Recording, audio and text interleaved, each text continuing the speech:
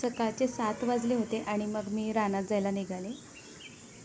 तर 10च्या आधी म्हटलं घरी येऊ, जास्त ऊन व्हायच्या आधी.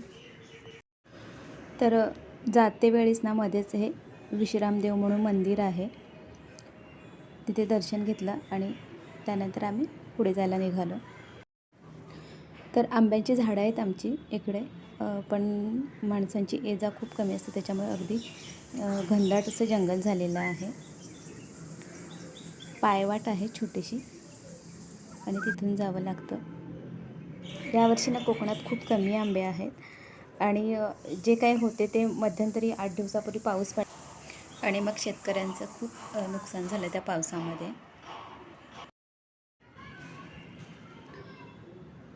तर हे निसर्ग सौंदर्य बघायला ना मला खूप आवडतं. आपलं रोजचं जाणं होत नाही, पण सुट्टी असेल त्यावेळेत आपण गावी जाऊन याचा आनंद घेऊ शकतो. तर इथे करवंद आहेत, थोडीशी करवंद घेतली मुलांसाठी. तर मी काही पिशवी वगैरे आणली नव्हती आणि अशा प्रकारे मी द्रोण तयार केला आणि त्याच्यामध्ये करवंद काढून घेतलेले आहेत. तर मी इथे पोहोचलेली आहे. 20 ते 25 झाडं आहेत हापूस आंब्याची, पण एकही झाड यंदा लागलेलं नाही आहे. खूप जणांचे असे नुकसान झालेलं आहे. यावर्षी कोणाचेच आंबे जास्त नाही लागले. तर नंतर म्हटलं आता रिकामी जाण्यापेक्षा रायवली म्हणजे हापूस व्यतिरिक्त जे आंबे असतात ते मी काढले थोडेसे आणि मग घेऊन आले.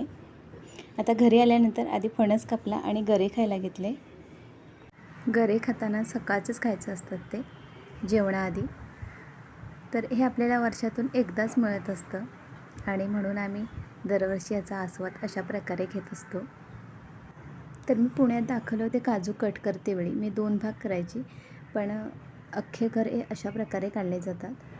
या राखेमध्ये थोडेसे हात आपण चोळून घ्यायचे आणि त्याच्यानंतर काजूचा गर काढायचा असतो, म्हणजे हाताला चीक लागत नाही. तर ते ग्लोव्ज घालण्याची आवश्यकता नाही. तर अशा प्रकारे हा माझा छोटासा व्हिडिओ तुम्हाला आवडला असेल तर व्हिडिओला एक लाईक नक्की करा, चॅनलला सबस्क्राईब करा. भेटूया नवीन व्हिडिओमध्ये. तोपर्यंत बाय बाय.